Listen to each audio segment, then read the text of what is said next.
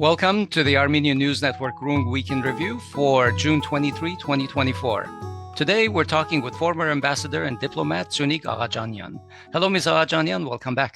Ողջույն Dziunik. Բարի երեկո.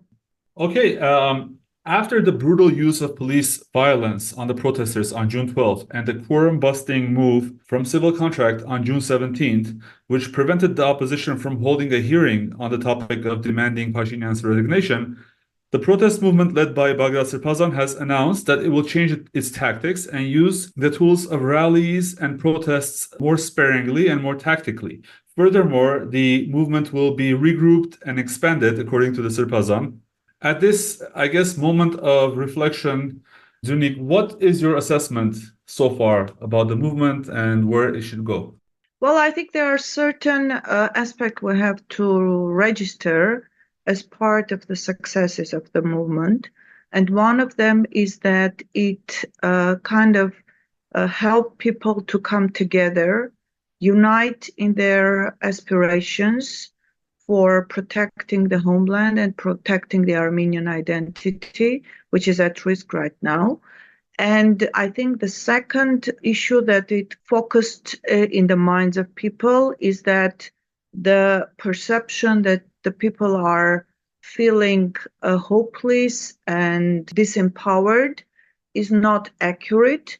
And once you have an acceptable person around which to join the efforts, then the people are ready to come together, even putting aside their disagreements on political and on ideological issues, simply for the purpose of preserving Armenia and the Armenian values and understanding of what we stand for. Right. So I think this is what the whole movement was about, and it registered that part. Now it is time to expand it to the other regions of Armenia, to talk to people, to make the full understanding of the actual purposes of the current government, which is acting in line with the Turkic and Azerbaijani wishes and wills, and to serve the purposes of the Western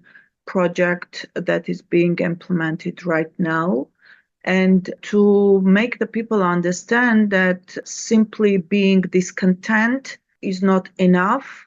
The people have to make an effort in coming together and expressing their discontent and disagreement in a much louder and more action-oriented way. So this is the whole idea now. I think this is what is going to happen within the next month or so. And then we expect certain developments in the whole region and overall around us, which will also, I think, accelerate the movement and accelerate the understanding within the whole Armenian population in the Republic of Armenia that this government has to go in order for us to survive. That's very interesting. You mentioned you expect certain developments in the region. Do you mean outside of the context of the Armenia Azerbaijan sort of negotiations? Obviously, according to your previous answer, you believe this is this in itself is a wider conflict, and you mentioned the term Western project. Are you getting the sense that the movement is waiting on external triggers to do more, or do you believe that there is more the movement needs to do in order to generate the masses it needs on the streets? Well, I don't think the movement is waiting for the external trigger, but the external trigger actually accelerates the understanding in the Armenian population what is actually happening. So it is kind of helping more sectors of the population to come out, to awaken to the situation and to discard the whole false narrative that it has been being bombarded with during the last 4 or 5 years, the whole time, in a way trying to create an information chaos within which the current government is implementing its promises and its concessions that it has agreed to previously. So we are, according to my analysis, we're awaiting both development within Armenia-Azerbaijan context and development within the wider region context and within the whole West and Russia plus alternative polar system that is being created, this whole development. The thing is that there are changes happening, in fact, in the Western world, and we saw the first signs within the elections in the European Parliament, and we will see the rest of it coming as the different kind of elections is going, which is reflective of the total discontent and disappointment in the European public. And that in its turn makes the Western policymakers expedite their own plan because they are feeling that they will be losing the support ground that they had within the European political leaders. And within the next 4 or 5 months and a whole year, they will actually totally lose the parties that have been in full control of Washington and have been totally following its line and implementing whatever it has been suggesting. So this makes them expedite the processes here because their ultimate goal is to actually throw out Russia from our region and not allow Iran to get into the region and create a second front for both of them. And in that context, Armenia has an extremely important value for them because the transportation route from Turkey to Azerbaijan, the land transportation, has to go through Armenia. We see what is happening currently in Georgia. They have been trying to put Georgia into a position of opening a second front, and the Georgian leadership, having experienced the results of this kind of a blind follow the policy that it is being dictated in 2008, according to which it lost territories, and it knows that the West will not stand by it. The whole result and the effects will be borne by the population of Georgia. So it rejected to follow it. And we see the reaction of the European countries and the Washington of disobedient partner in this situation.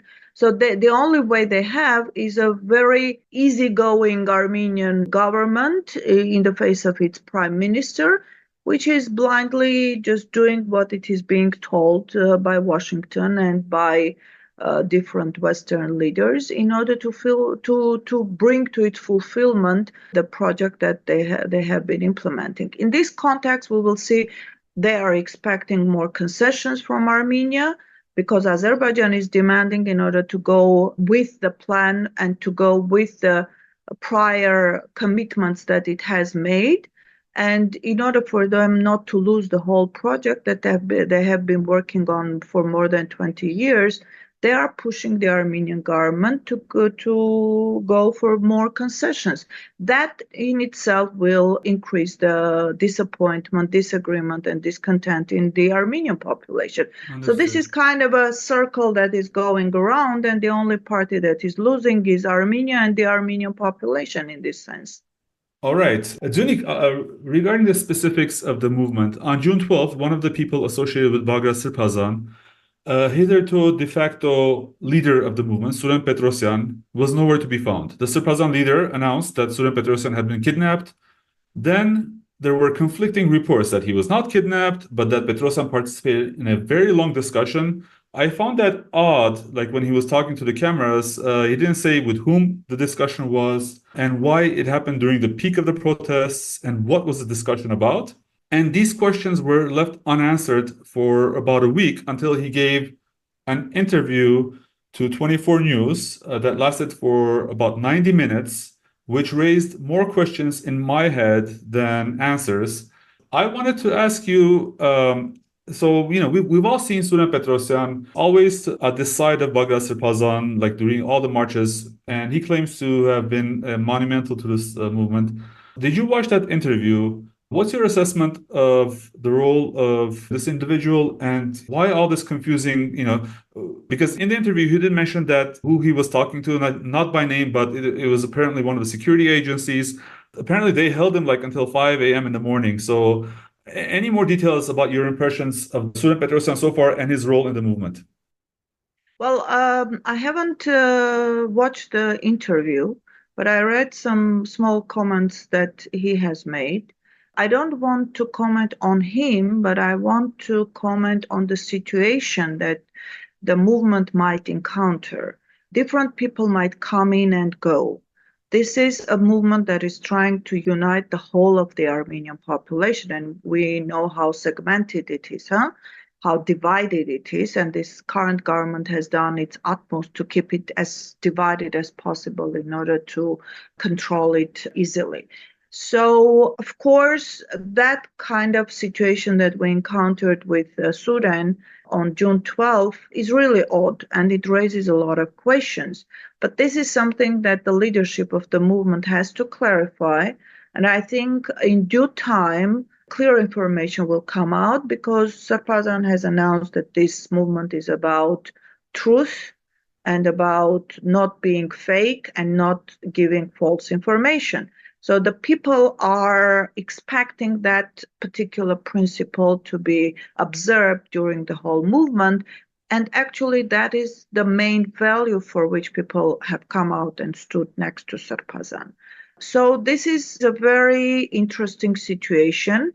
And maybe it's good it happened in these early stages of this movement, because it will help the leadership and the people around Srbazan to clarify for themselves certain probably tactics and certain ways how to keep themselves safe from different kind of, I don't know the right word to use, for people being put into the movement for the purposes of this political leadership to have inside information and to maybe disorient or divert it to the ways that the movement will actually fail at the end. So this is the situation we're encountering. This is normal for any kind of contesting positions for different parties. And everybody has to be aware that this is not just a simple game being played, and things like this will happen. And we have to get some kind of immunity for these kind of things and get ourselves a structure within which it will help us purify the leadership, the movement, and if anything happens that brings questions, these questions have to be answered. Dziunik, regarding your remarks about the EU and the West in general, earlier in June, the EU held parliamentary elections, which clearly indicated a significant shift to the right. In France, Macron's Renaissance Party was defeated by a far-right party called the National Rally. Macron has called for snap elections to deal with what amounts to a vote of no confidence in his administration. Meanwhile, in Germany, Chancellor Olaf Scholz's Social Democrats sank to 14% support behind extreme far-right parties in his country. And meanwhile, Viktor Orban's Nationalist Party in Hungary underperformed yet managed to win still. Now, we know that Macron has been a steady supporter of Armenia and Pashinyan, and Olaf Scholz has become more involved in the mediation process between Azerbaijan and Armenia. And we also know Orban is a steadfast friend of Erdogan and Aliyev and scuttles every pro-Armenian initiative in the EU. So what's your read of these political tectonic shifts within the EU? And how does it shift the relationship of the EU towards Russia, Ukraine, and the Eastern Front, including the South Caucasus? Well, for me, this was expectable. Especially the Western media is reading the situation different than I would read it. They are more focused on the right or far right positioning of certain parties, but I would read it as more national-oriented agenda parties coming to the fore rather than simply right or left, because in certain countries, also the left parties who are national-oriented have gained more votes than the current administrations in those countries. And to me, that is a normal understanding of the people in Europe. Initially, for actually 10 years, they have been poisoned with the anti-Russian propaganda. And the 2022 military actions in Ukraine actually immediately was shifted into cancellation of Russia and cancellation of everything Russian in the European arena, notwithstanding that most of the actions taken were actually brutal and total violation of international law and international human rights laws in those countries. So the people were in the understanding that they are acting for the purposes of a higher value, which is protecting democracy, freedom, etc. Within those 2 years, it became clear to them that there is nothing about democracy, there is nothing about human rights. It is simply hegemonic war being provocated, and that is being carried out at the expense of the people living in Europe, at the expense of their well-being, at the expense of their economies, and at the expense of their rights, actually, in the country. And this has created a lot of discontent and disagreement in those countries. And the people within those days and in the coming months will be expressing their discontent with the policies being carried out in their own countries with their own political leadership. And that will be expressed in different forms. For example, in Bulgaria, you had also the totally ethnic Turkish party that won the national, not won, but had gained a significant vote in their national elections. That is something that we will see all around Europe. And within about a year time, these shifts actually will tell the national governments that will be formed to try to save their own countries, both financially and economically. And in order to do that, they will stop supporting this war machine, which is actually fueling the war and fueling the losses in Ukraine. We have seen hundreds and thousands of losses in Ukraine, so nobody knows what will be left of Ukraine after this war. Of course, Russia is having its own losses, but it's not even comparable to what is happening to Ukraine. It is like a huge country being put into ruins and the whole population being killed for the purposes of Western hegemony to be spread all over the world. So this is something that the people have come to understanding. They are trying to get answers to the questions, and the answers are not in favor of the ruling parties in those countries. So this is what is making the shift, and I think it's not right or far right, simply most of them are right or far right, but the more emphasis should be put that these parties who have got a lot of significant votes in those European Parliament elections, and I think in the coming months we'll get the same kind of a result in the national elections, are more oriented towards national agenda, whatever form that will take in the structure of their political parties in their respective countries. Hello, folks. We hope you're enjoying this weekend review with Ambassador Dziunik Aghajanian. To begin with, I want to take a moment and thank many of our listeners and my friends who have signed up to support us. If you appreciate what you're hearing on the show, please join many listeners by going to podcasts.groong.org/donate and support us. Like we have said many times before, Hovik, we are probably the only weekly podcast in English that analyzes the politics and geopolitics around Armenia and in the world of Armenians. And we do this by talking to experts and specialists in their fields with long-time experience in what they're talking about. Take, for example, our guest today, Dziunik Aghajanian, who has decades of experience as a diplomat in the Ministry of Foreign Affairs and knows how international diplomacy works, and can do a hard assessment of how and why things are going the way they're going. And you don't have to agree with the analysis and the opinions of people that you hear, but you can rest assured that it is fully independent and not driven by any agenda. So we appreciate all the support we can get. As Hovik and I put in the effort to bring these discussions to you, nothing would make us happier than seeing more people listening and hearing what our guests have to say. And that extended outreach is where you can help us with your support. Go to podcasts.groong.org/donate and become a sustaining member with a recurring contribution. Thanks in advance. Now back to our weekend review with Ambassador Dziunik Aghajanian. Coming back to Armenia on this topic, last week, a fringe group of single-man political parties, almost all of them loyal to Pashinyan, managed to hold a discussion in the Armenian National Assembly. And the topic of the discussion was that Armenia should join the EU.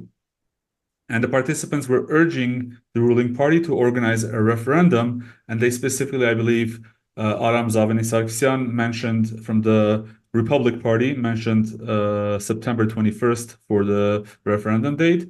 But I should underscore that joining the EU was not in the program of civil contract in the last elections, except that we hear Pashinyan saying, Armenia will love to come as close to EU as the EU would allow it. So we know that the civil contract also is now towing this line. But also, I should underscore that none of these fringe political parties have any seats in the parliament. It's only civil contract and the two opposition alliances. So my question is, what do these shifts to the right in Europe mean for Armenia and the South Caucasus in general, essentially Georgia and Armenia, in terms of potential for EU membership? Well, you rightfully mentioned that there are single-person parties, huh? And most of them do not have any popular support. This particular group of people previously have been well served with different kind of grants and support from Western organizations, and in one word, we call them the Soros kids. So this is the labeling that they got. This particular group of people were brought together to create some kind of like an artificial theatrical form of opposition which will be put against the real opposition in the country, the real opposition to the current government and the current ruling political party. But the main purpose for these people were to serve the agenda of the government, showing as if it is coming from opposition, or to participate in some kind of discussion, showing as if it is a discussion within the society, which was never the case. So this is the way it has been formed and the purpose for which it has been formed.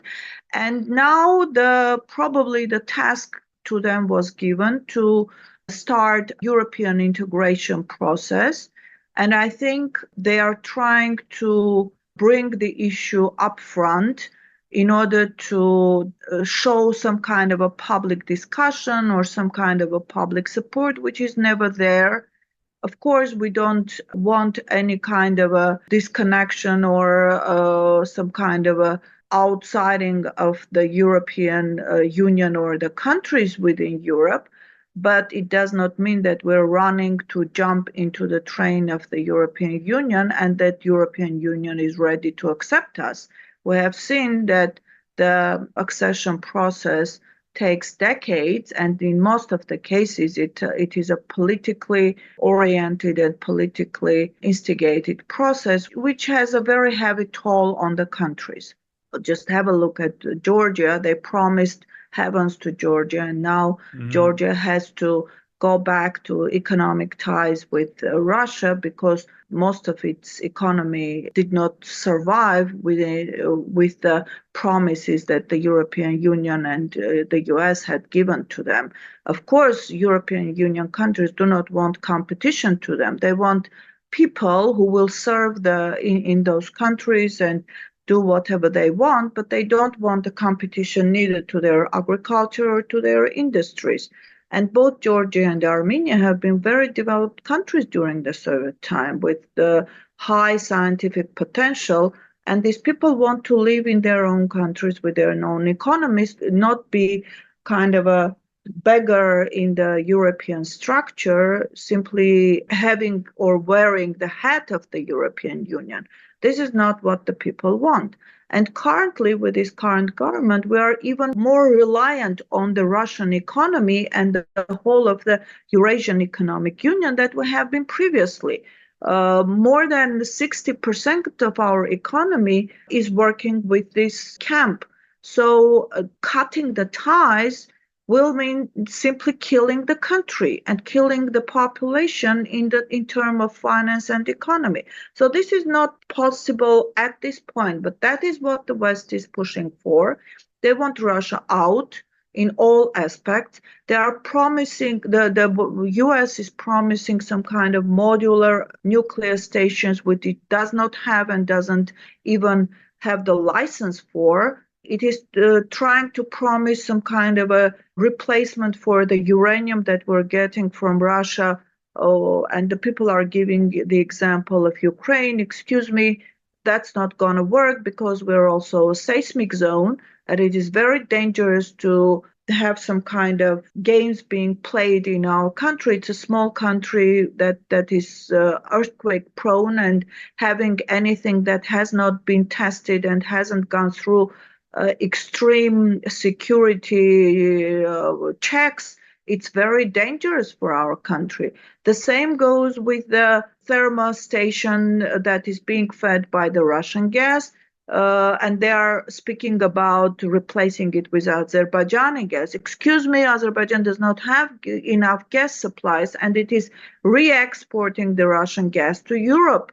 It means we will be cutting our supply from direct provider and actually financing our enemy and being more dependent on them and their wishes and wills in that sense. So this is what is happening. Our agriculture is totally dependent on the Russian market and the market in the Eurasian Economic Zone. The rest of industry is dependent on that. The export and the re-export is dependent on that. So right now, doing anything like that would mean just simply killing the country. And the main purpose probably of this government is to weaken the country to the extent that it will easily become probably vilayet for Turkey or some kind of a region for Azerbaijan. And Azerbaijan is not hiding its wishes to create some kind of Western Azerbaijan from Armenia. So this is very dangerous. It would be devastating for Armenia, both economically, politically, and more importantly, it will be killing Armenia as a nation state for Armenians. So this is the most important thing. This is a very dangerous path to take. Europe is not waiting for us. Europe is not saying, oh, we will replace everything, because it cannot do it. Now Europe is trying to save itself. Most of the businesses in Europe are running away from it to different countries where it can have much more favorable economic and financial situation in order to survive. And Europe cannot open its market, and it has never opened its market to the full for either of the newly joining countries. And that's not going to happen in our case either. So this is a very, very dangerous path. It is just a political order that is being implemented by this one-person party representatives. And no matter how much they trumpet about that, it's not going to serve the purposes if either the country or its economy or our national interest. Yeah, a market transition from the Eurasian Economic Union to the European Union would be years, if not more than a decade in works. Well, it's a big question whether the European Union will survive those years either. Yeah, I think we will see big transformations, and nobody knows what will be the political or economic future of this union, because, as I said, the economy of these countries is becoming weaker and weaker.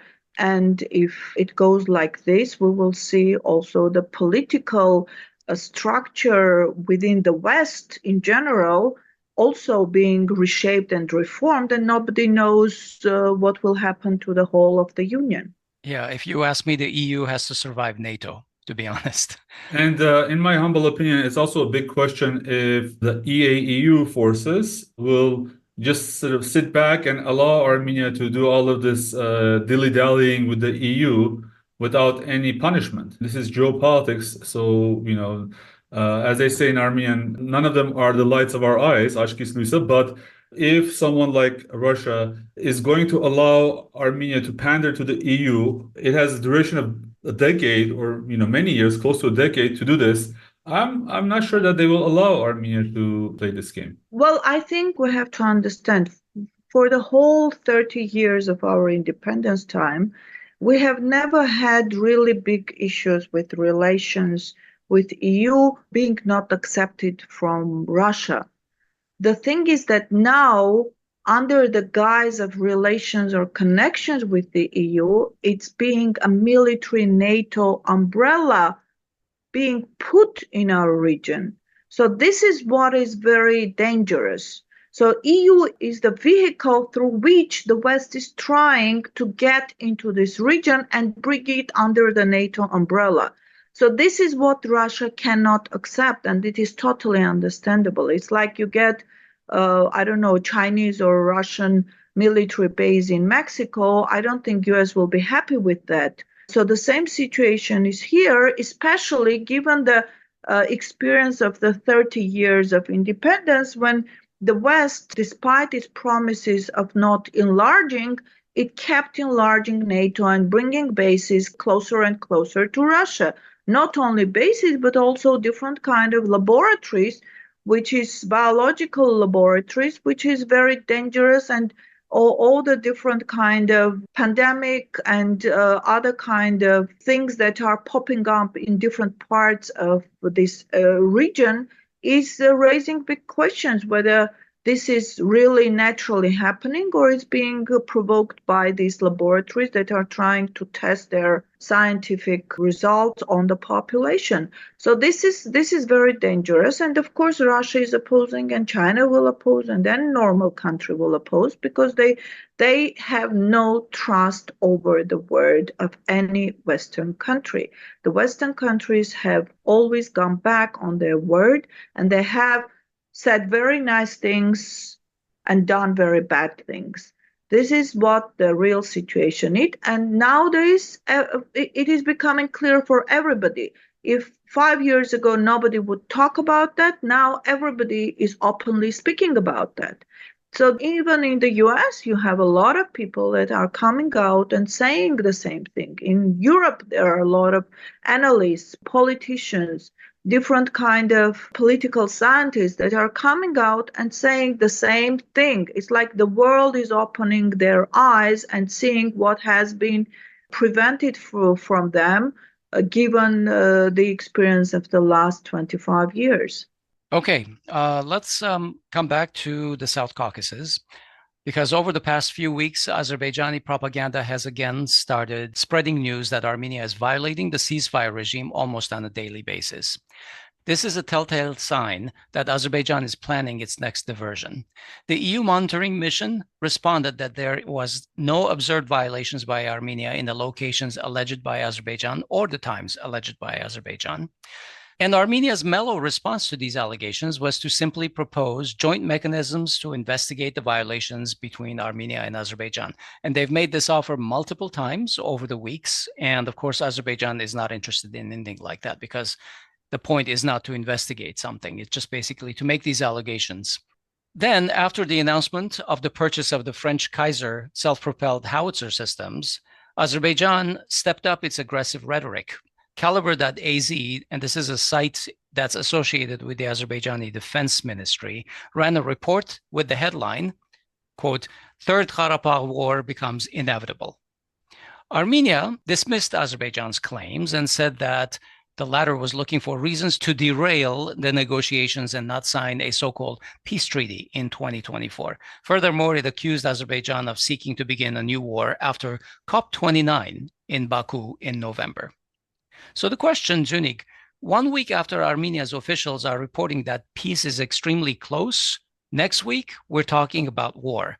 What is the status of the Armenian-Azerbaijani talks? Where are we, really? Well, we are nowhere. There's no agreement overall. There are different commitments that the Prime Minister our prime minister regretfully has made previously to the Western parties and to Turkey and Azerbaijan. And everybody is pushing to get those commitments implemented.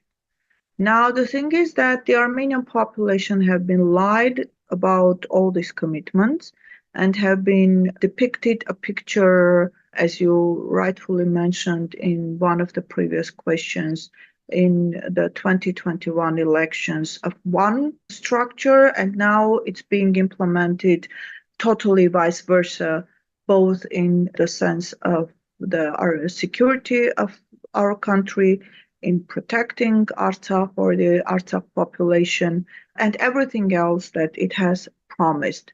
The thing is that Azerbaijan is playing a cat and mouse game.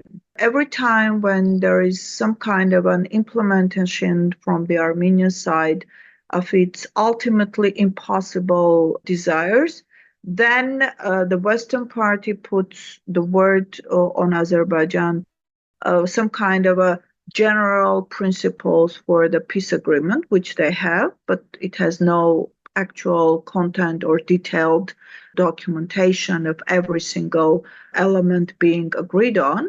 So Azerbaijan tries to actually run away from this commitment because it knows after the signing of the agreement, it will be forced to start actions against Iran, which it is totally reluctant to do. So every time it comes up with some new demands, and when coming up with the new demands, it is also acting on the borderline, creating these false accusations of violation of the ceasefire in order for the Western governments to start pushing the Armenian side to, again, realize the wishes and the new demands coming from both the Azerbaijani and the Turkish side. So this is like a circle being played already, I think, the fourth or the fifth time during the last 3 years after the war in 2020. The main purpose for Azerbaijan is to delay the whole signing process of whatever will be named a peace agreement, because after that it has to fulfill its own commitment.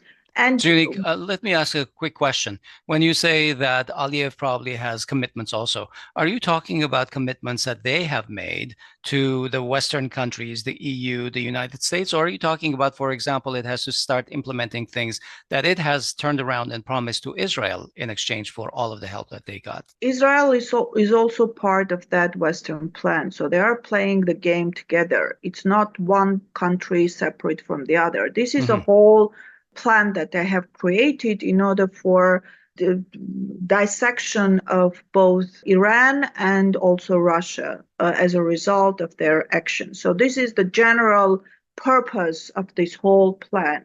And Azerbaijan has its role to play in that. Turkey has its role to play in that.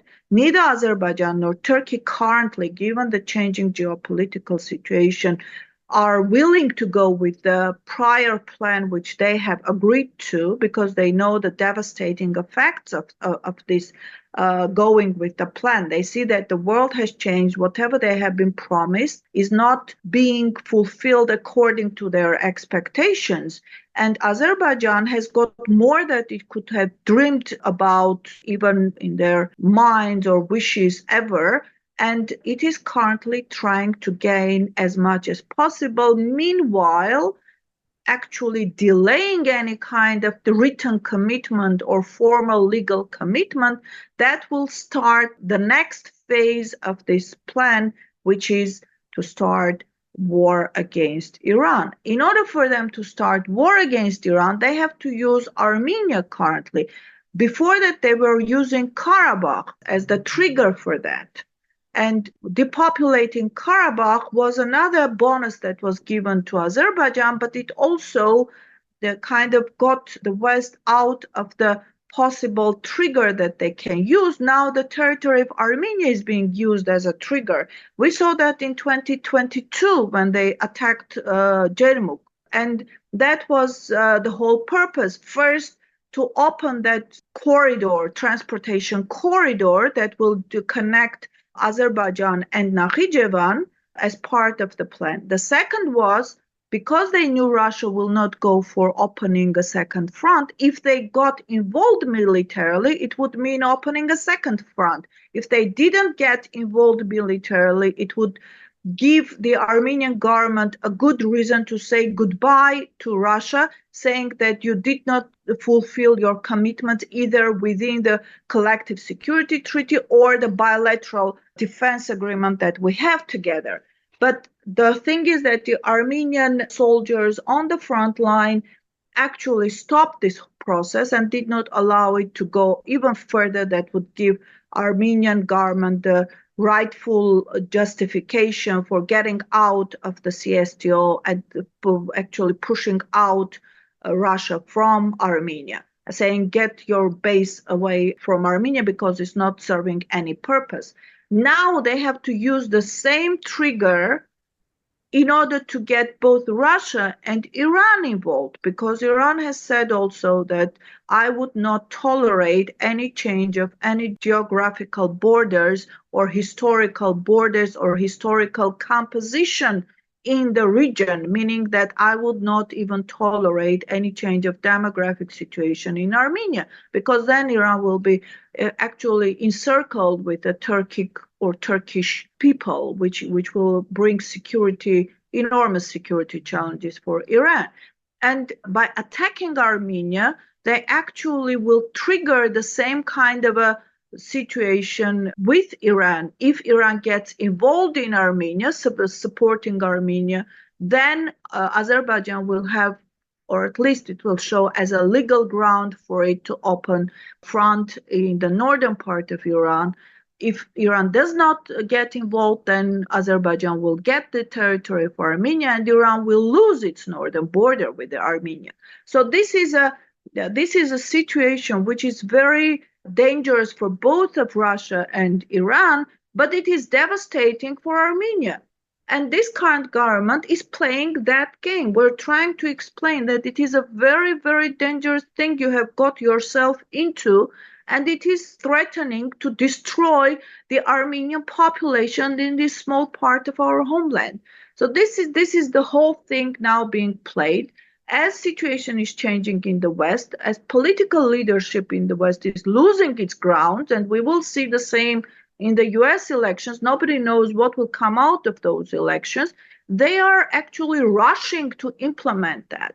Israel will benefit from opening a second front with Iran, and it has been trying to get Iran involved in military actions, both with Lebanon or with Gaza. And the thing is that Iran knows the situation that it will face and tries to avoid it.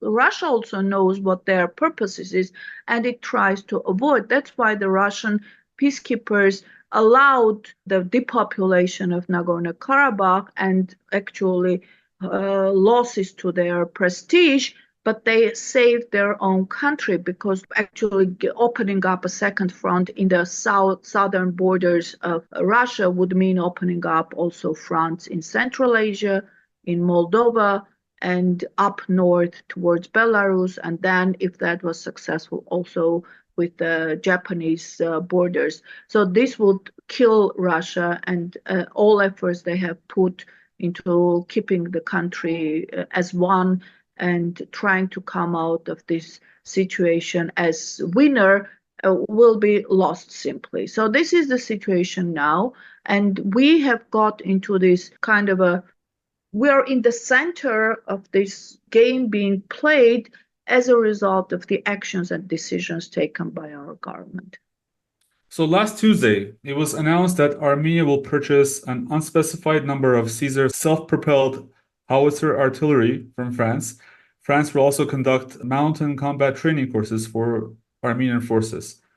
The second one to me seems pretty interesting, but in terms of the arms acquisition, there have been various experts, and we may not be all military experts here, but to the extent that you're able to follow and understand this type of a arms deal, Dziunik, how serious of an acquisition are these French systems? Particularly, we have always discussed, will Georgia, for instance, allow these acquisitions to pass through its territory, whether by air or by land? before, let's say, any conflagration, and especially after, let's say there is a war, there's a hot war, will Georgia's stance change before and after? And also, how will Armenia secure NATO standard artillery shells, which to my understanding are in deficit and are being essentially used up like bullets in Gaza and in Ukraine? I think a lot of military experts have commented on this, and there are just several things I would like to mention. First, usually when countries purchase different kind of weaponry, they do not go announcing about that, not to provoke their enemies or adversaries into either canceling these purchases or not allowing them or creating difficulties for those purchases to get into the country. Secondly, even if those purchases realize in reality, it will take about 2 to 3 years' time, and nobody knows what will happen to Armenia within those 2 to 3 years' time. As you rightfully mentioned, this kind of Western standard weaponry is in high demand because of both the Ukrainian front and the Israeli front, and it will be still in high demand in the coming months. And nobody knows what will be the aftermath of these wars being currently conducted and what will be the situation with the military industrial sector that is producing those artilleries and armaments that are necessary for the actual operation of those weaponry. And the last point in this particular part, I would like to mention that actually the Caesars did not perform very well in the Ukrainian front, given the extensive use of it. There are a lot of questions with the effectiveness, and it would need a lot of repair and also change of the different parts in order for it to operate properly. Okay, say they got to Armenia. Of course, they announced different numbers. These numbers are not going to suffice for the Armenian army in case war starts, but that's a different question. Let's say they got to Armenia.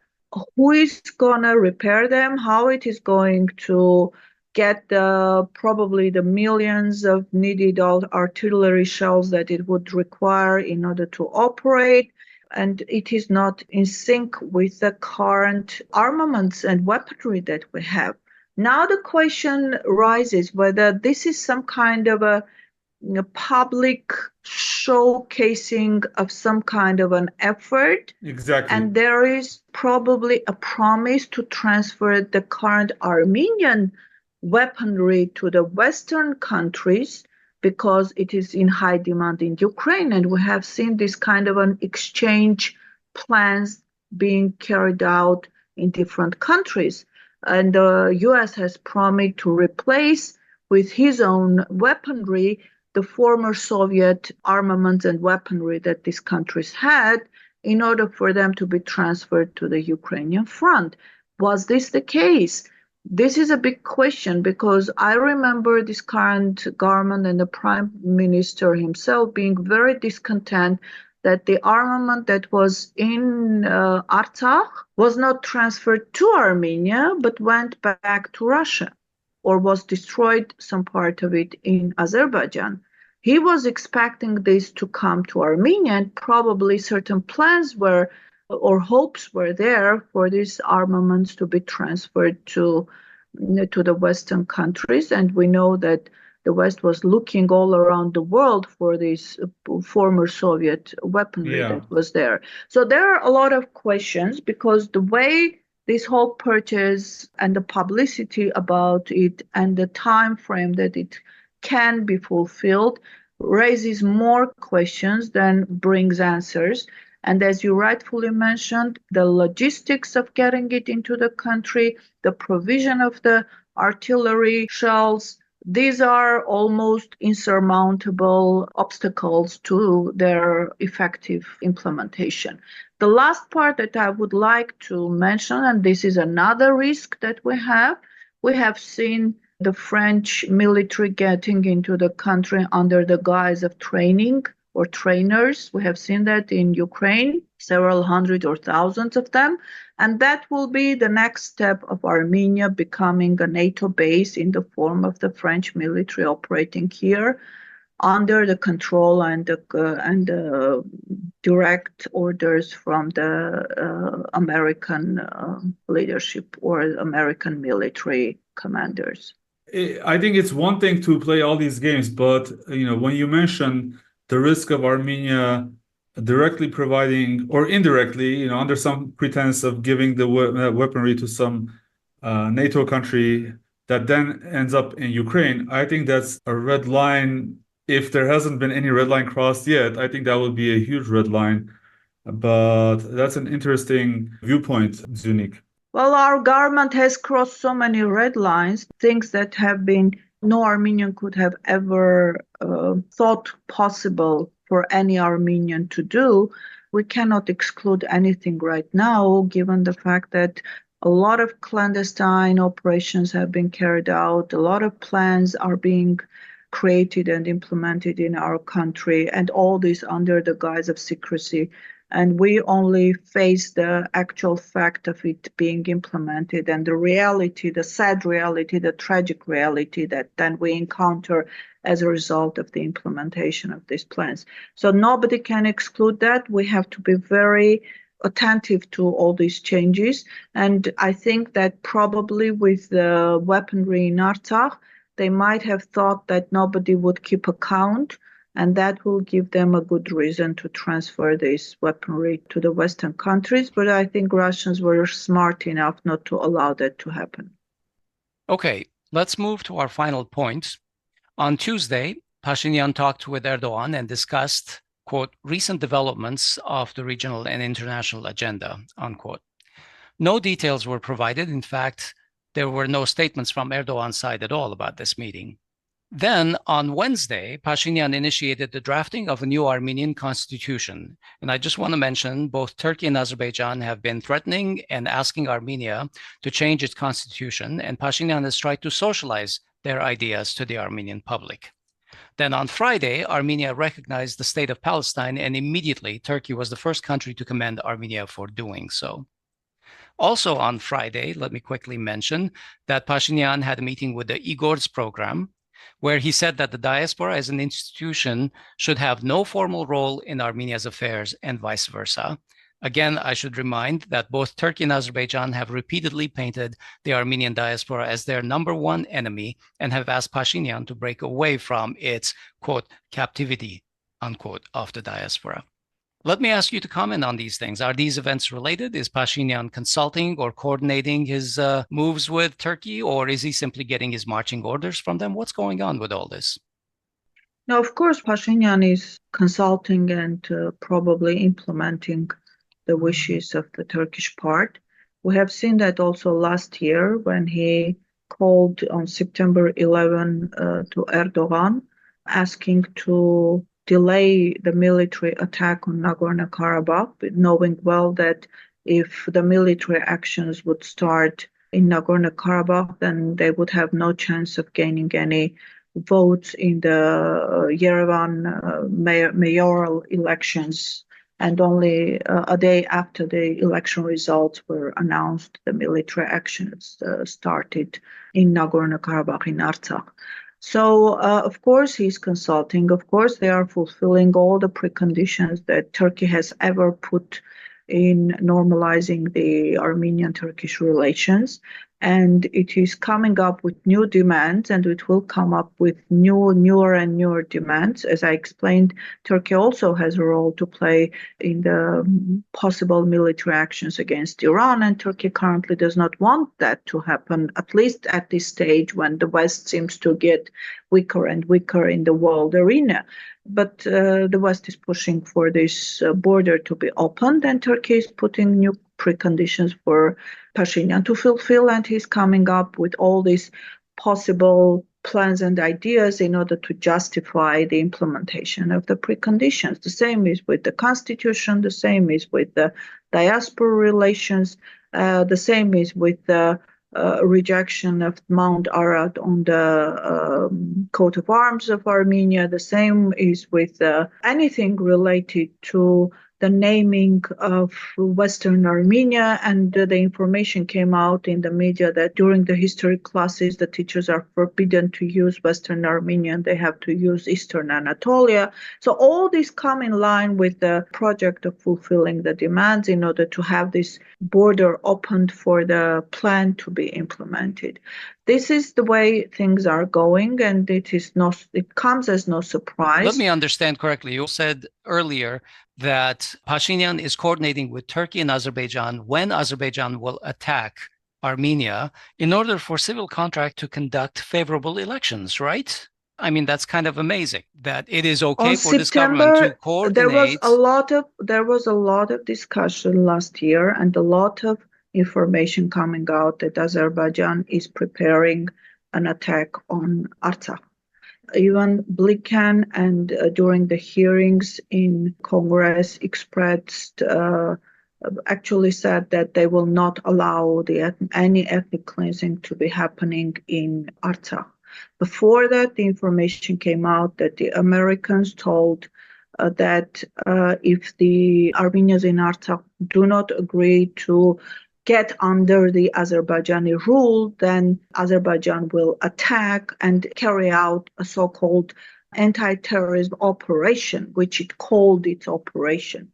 And it was foreseen to happen in the beginning of September. But because there was the mayoral elections in Armenia, and any military action against Artsakh would have killed any possibility of the civic contract representative to gain any votes in these elections.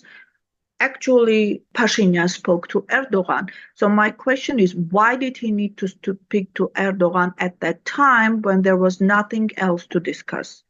And the military action happened exactly a week later, the telephone conversation with him.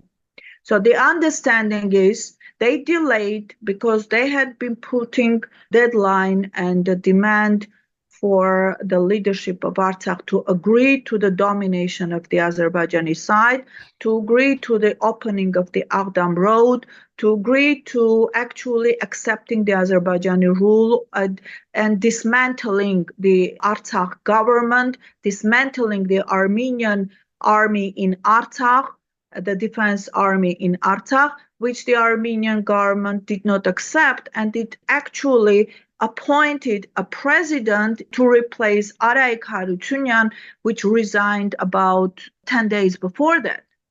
So why did he need, in this kind of situation when you are very much worried about the blockade of Artsakh and the people starving to death, why do you need to talk to Erdogan? And exactly a week later, a day after the election results were announced, the so-called anti-terrorist operation of Azerbaijan occurred, depopulating the whole of Artsakh. What was the reason for this conversation? What was the need for this conversation? And before that, we have always seen that whenever there is a need for this government to give the people the idea of some concession, helping them to preserve peace and not war to start, we see the activation of border violations of the ceasefire or attacks on our borders. So why do we have to have this kind of repetitive situation happening? The same was in February when we had the Nerkinhan situation, and that was the preamble to the giving the Tavush areas to Azerbaijan. So this is always happening before the next concession is being made. Dziunik, as I mentioned earlier, Armenia recognized the State of Palestine. I wanted to understand why this moment was taken, or if it was basically on Erdogan's request, because he has been promoting the recognition of Palestine, not just to Armenia, but to a lot of other countries also. I fully believe such a recognition is the right thing. In fact, it's very late in coming, but I'm interested to understand the timing and the significance right now. Well, I agree that the recognition is the right thing, but the timing is not the the It's right late. time. Should have happened years ago, but No, it's okay. not. It's not only it's late, but it's a very dangerous time to do that. I fully agree that was another concession to Erdogan, or another bonus to Erdogan, because being in the foreign ministry, I know why, and we explained it to the Palestinian authorities. Why couldn't we go with the recognition of Palestine at that time? Despite the fact that we have always been supportive of them in both the UN resolutions and in our actions, and also in the discussions of the status of Jerusalem. And the thing is that we had two issues that we always emphasized. One was the recognition of Artsakh as an independent state. So unless we did that, we couldn't do the recognition of either Palestine or even Kosovo, because we had a similar issue and we had to go first with our own issue before we would formally recognize the state of Palestine. And the second was the Armenian quarter and the Armenian population in Israel. We knew that that kind of an action would create very bad situation with our people in both Armenian quarter, which Israeli government is doing everything to actually depopulate from the Armenian, to get the property out of the Armenian hands and get it into its own hands, into Israeli governance, or under Israeli. We talked to Hagop Jernazyan just yesterday, and we published a podcast about that. And there are constant attempts to paint them as anti-Semitic, anti-Israel, to antagonize with the Armenian community in Jerusalem. Yeah, this antagonism has gone into a political level. Actually, they have been instigating, as you have seen recently, a lot of actions against Armenians and the Armenian church and the Armenian property in Jerusalem and in Israel. And this would, the recognition of the Palestinian state at this time, exactly when we have this acute situation with the community there, would even exacerbate the situation. So it will give justification to the Israeli authorities, or whoever is acting under those authorities, to actually go more against the Armenian population and try to force them out of those areas. So that in that situation, it's not the right thing to do at this time. No matter what we think of the Palestinian state, we support it, and that's the right thing to do. But at this time, when it creates more challenges, both for the Republic of Armenia and for the Armenian community and for the Armenian quarter in Jerusalem, that is definitely not the right time. But that was the Are these the long-term consequences that they warned Armenia about, that you are talking about? Who warned? I believe it was Netanyahu's advisor who called the Armenian ambassador in Israel and said that this recognition was going to cause long-term consequences in relations between Israel and Armenia. Well, I wouldn't say that our relations have been so good that we would consider, so that's another story. But of course it will have consequences, and it will have consequences also on our borders, because Israel has been very active and very supportive and of Azerbaijan. Most of the armaments to Azerbaijan are coming from Israel or through Israel, and it is militarizing, it is weaponizing Azerbaijan for all its own purposes also, but it can easily be used against Armenia, as we have seen that it has been used against Nagorno-Karabakh. So this is something in the short term that we will see, but in the long term, we will also see very devastating things happening to our community and our properties, Armenian properties in Israel, if Netanyahu survives. That's another story. Yeah. Okay. For now, let's wrap up our topics. This is a good place to stop. I'd like to ask each of you if there's something on your mind from the past week or two that you would like to talk about. Dziunik, is there something on your mind you would like to share? Probably things that happened yesterday in Russia, in Daghestan, that's a show sign that we are entering the most dangerous part in the current geopolitical developments, and that the West is actually activating the hidden and sleeping cells within Russia and around it. And we will see those things happening more and more in the coming weeks, with getting to its peak in the middle of August and September, with the attempt of probably having another military attack by Ukraine, and at the same time, situation here in the South Caucasus brought up to the level of opening up a second front. So this is the first step that we see, like the opening overture of that chapter in the coming developments. Interesting. Hovik, what's on your mind? Well, I wish it wasn't on my mind, but it is Nikol Pashinyan. I have been following his propaganda lately and these sort of fireside chats that his propaganda team is assembling, and in various lectures that he's giving to students who looked like they've been forced to sort of sit and listen to him. And the main messaging seems to be, forget the past, forget your legacy. For instance, he made an analogy of the Hajj car as a burden. He said, we have so many Hajj cars in Armenia, the unique and majestic piece of Armenian art, that he said, what are you going to do? Tie one to your legs and carry it around, or tie one across your neck? He talked about when he was in Kirans and talking to, I guess, villagers there, he said, there is this taboo about leaving your village, but we all know that, if you're a young villager, then going to the city is best for you. He talked about that it is taboo in Armenian society for some reason to wear shorts and sit in the balcony and enjoy your coffee while your country is going down the drain.